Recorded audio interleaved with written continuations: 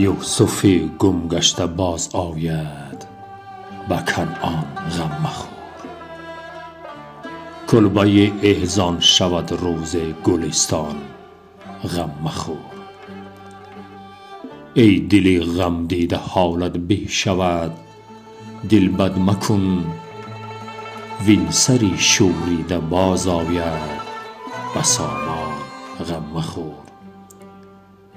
گر بهار عمر باشد باز بر تخت چمن، چتر گل بر سر کشی ای مرغ خوشخوان غم مخور.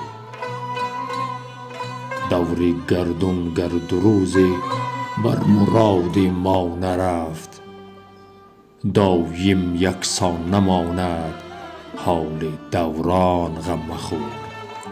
هان مشو نومید چو واقف نی از سیر غیب، باشد اندر پرده بازی های پنهان غم مخور.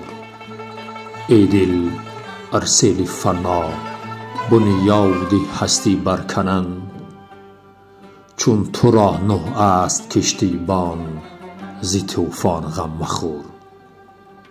در بیابان گر به شهر کعبه خواهی زد قدم، سرزنش ها گر کند خاور مغیلان غم مخور.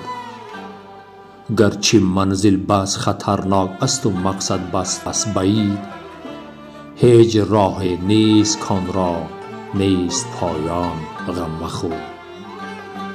حال ما در فرقت جانان و ابرام رقیب، جمله می داند خدای حال گردان غم مخور. حافظا در کنج فقر و خلوت شبهای تار، تا بود وردت دعا و درس قرآن غم مخور.